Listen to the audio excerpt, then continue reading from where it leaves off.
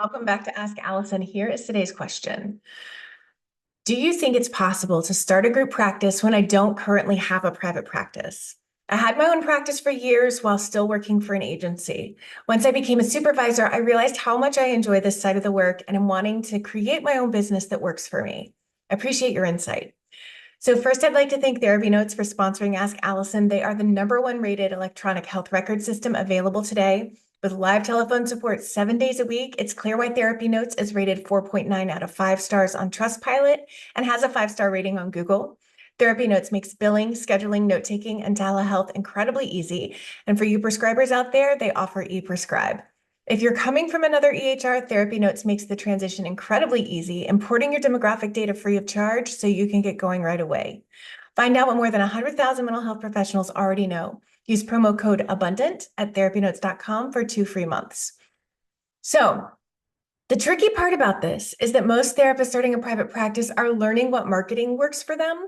And it takes some time to really dial that in. And you need to have a therapist you're marketing in order to practice and see what works. Most of us learn by feeding our own caseloads. And it would take a special kind of employee to be okay with getting full anytime between 2 months and 2 years. So without practicing on yourself, you can't accurately predict. That being said, we need group practice owners who are doing it in part because they love managing therapists. Too many group practice owners do it because they have more referrals than they can take, and they start hiring people so they don't miss out on the income those referrals can bring in. And they don't have leadership experience, and they don't do a lick of leadership training. And these are often the bad bosses that therapists join my programs to get away from. So I don't want to discourage you. I want you out there being a good boss to therapists. Most group practice owners, once they have a few employees, aren't doing any therapy themselves. They're spending all their work time managing the practice. We just have to get you there. I don't know if you plan to start while working at your job or if you're going to leave and be able to devote all your time to it. If you're open to providing some therapy, it makes it a lower risk situation initially. And I can tell you, it is a lot of pressure to be responsible for people's livelihood. There is a devotion that is required beyond typical management to make sure that this person you've hired is making the kind of money that you agreed upon and is living like a solid life financially when it comes to the money you're giving to them. All practices are faster and easier to fill if you take insurance. It is a harder, scarier thing to get off insurance later as a group practice, though. It's doable, but it's scarier because all of your employees' fear leaks into your own fear, and you have to make sure that they are supported and okay financially. So I want you to think really hard about whether you want insurance to be a part of your practice on the front end or not. Also, make sure both the business, which likely you're going to need to hire some non-income producing staff members besides yourself at some point, like an admin. So both the business and the therapists you hire can survive on the fee that insurance pays.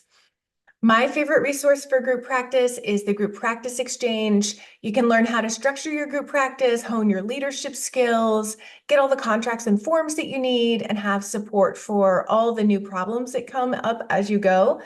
Maureen, who runs it, has a giant group practice, and I really respect the way that she's built a business that truly benefits the therapists that work for her, her community, and it makes a good profit. It's like a win-win all around.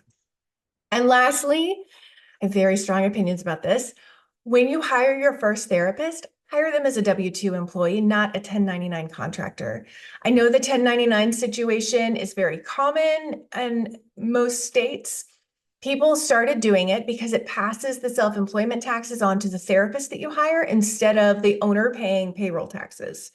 A lot of people then set their practice up like that because that's what they saw happening all around them. They didn't do the research. They don't know. I find that to be very exploitive. It also violates what the IRS clearly lays out in regards to when someone's a contractor versus when they're a W-2. And the free worksheet today explains how the IRS sees them as different roles, contractor versus like a W-2 employee. And this is good for those of you who are working in a 1099 right now in a group practice. I truly believe most group practice owners are just ignorant about it. And I mean, there's so much involved in starting a group practice. It's just something they didn't explore. They just followed the people they saw around them. Um, but it ain't right. So some states have come down hard on group practice owners, and now it's really hard to find people doing it wrong in states like California who really led that charge. You can message me the word sheets, as in worksheets, and I will get that free worksheet to you. I hope you have a really great rest of your day. Take care.